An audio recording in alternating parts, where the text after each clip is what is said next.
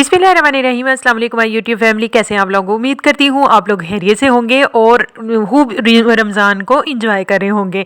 और इससे पहले मैं अपनी रेसिपी की तरफ बढ़ूँ, वीडियो को लाइक शेयर, चैनल को सब्सक्राइब ना कीजिएगा। सबसे पहले जो आप लोगों की आसानी के लिए मैं रेसिपी लेके आई हूँ, सिर्फ एक आलू से ना आप प्लेट भर के ना बहुत ही डिलीशियस और बहुत ही नए स्टाइल से स्नैक्स बना सकते हैं। सबसे पहले जी मैंने पोटैटो को बॉयल किया था, फिर जी उसे मैश कर लिया। मैश मैंने हाथों की मदद से ही किया। इसमें मैंने शामिल कर दिए बॉयल मटर, अगर मटर नहीं है चने डालें, चने नहीं है तो कुछ भी ना डालें। इसके बाद जी घर में पड़े हुए कुछ स्पाइसेस थे वो मैंने इसमें शामिल कर दिया, और 1 चम्मच जो है वो मैंने कॉर्नफ्लावर का इसमें शामिल कर दिया। खुशबू के लिए मैंने मेथी शामिल कर दी, और इसमें नमक मिर्च, इसके बाद जो है वो मैंने शामिल किया इसमें हरा धनिया, थोड़ा सा इसे हरा भरा करने के लिए इसे करेंगे मैशअप। और मैंने इसमें ज़ीरा पाउडर और इसमें मैंने खुश्क धनिया पाउडर शामिल किया।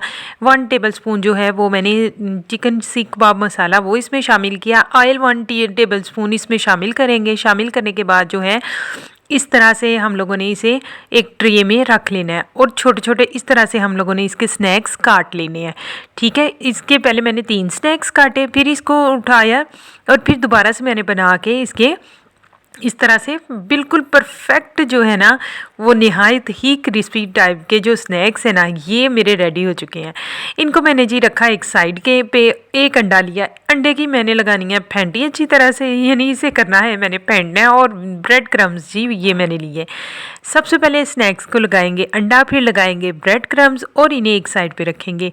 पैन लिया, पैन में मैंने ऑयल लिया। ऑयल में जो है वो मैंने इन्हें शैलो फ्राई किया है, डीप फ्राई इन्हें नहीं करना, बिल्कुल लो फ्लेम पे मैंने इन्हें फ्राई किया। जब अच्छे से क्रिस्पी हो गए तो इनकी साइड जो है वो मैंने चेंज की, और इस तरह से निकाल के हम लोगों ने रखना है ताकि इसमें एक्स्ट्रा ऑयल जो है वो रिमूव हो जाए।